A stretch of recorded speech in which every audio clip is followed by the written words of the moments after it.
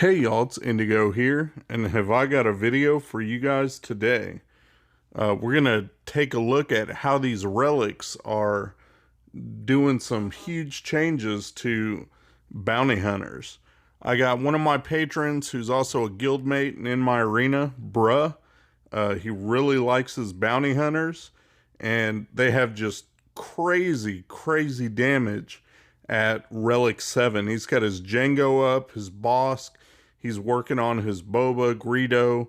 You can see all their Gear 13 tricked out, decently modded bounty hunters.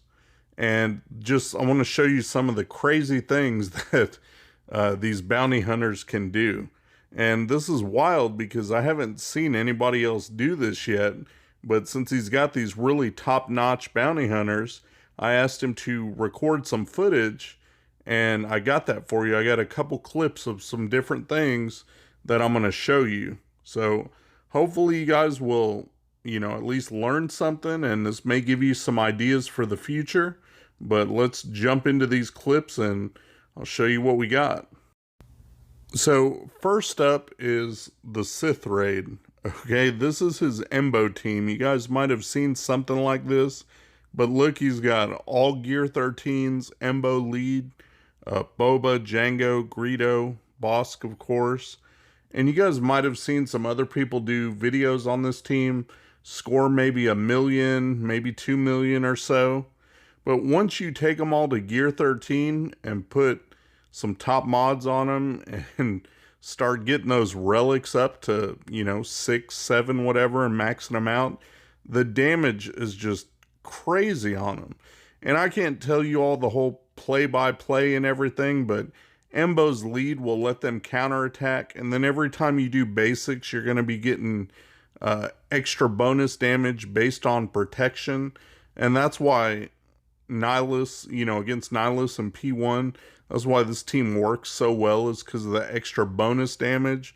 Well, these guys are hitting super hard, and he's getting tons of damage. Everyone uses the JTR team as their primary go-to for damage for P1, and he just starts off with his Embo team and unloads. And I mean, he can do a significant chunk of damage just by himself.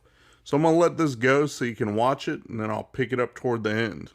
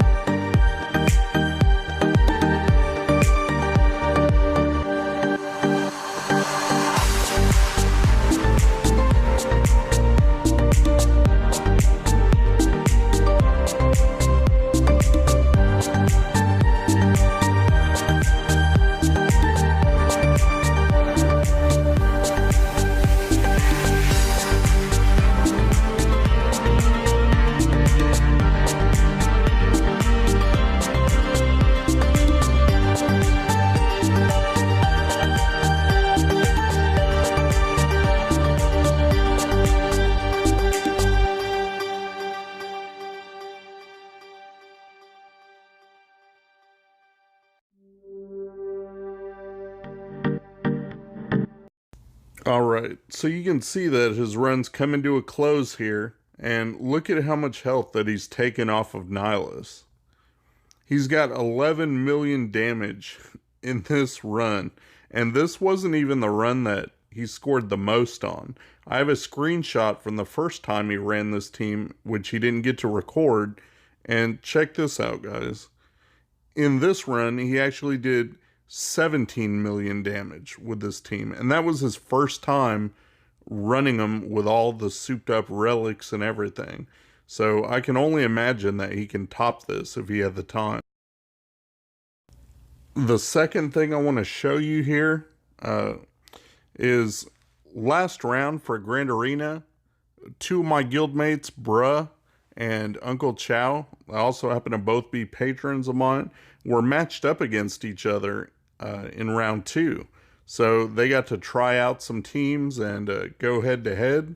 And I told Unclechau to record because when he goes against Bruh's crazy scoundrel teams, I want to see what would happen. So this is footage that Unclechau recorded against Bruh's team right there. You can see he's got Django. He's got Nest and L3 in there also.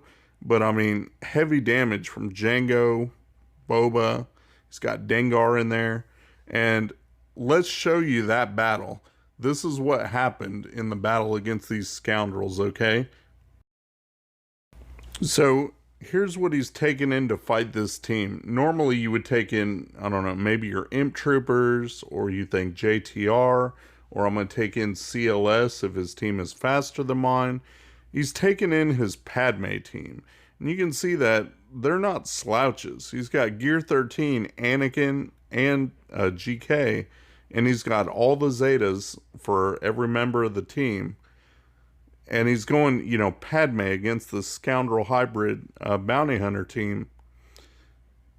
This is it. This is how the battle goes.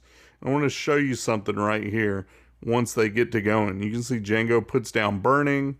Nest is going, and right there, Django's missile just one-shots Zeros for almost 65k damage. So now he's down to 4 on the team, and he hasn't really made any kind of dent on this squad.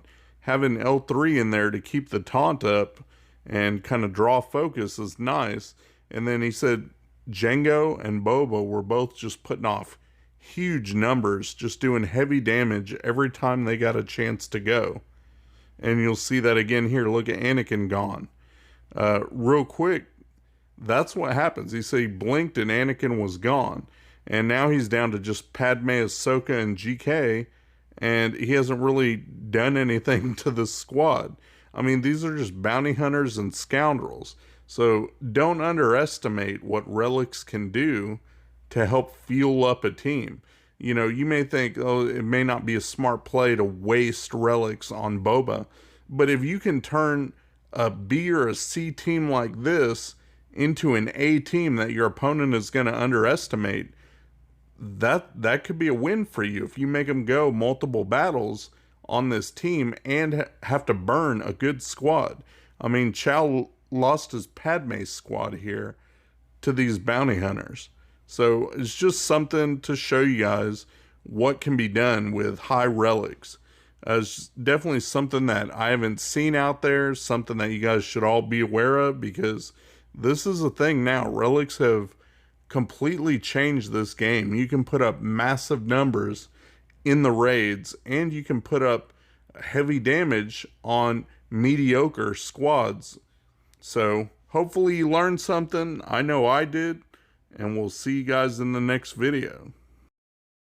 Shout out to my buddy Mikayas. He runs a modding service.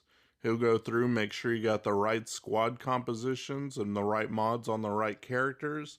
Give your account a real nice tune-up. I'll put the link to his Discord in my description. Go ahead and check him out. Tell him Indigo sent you.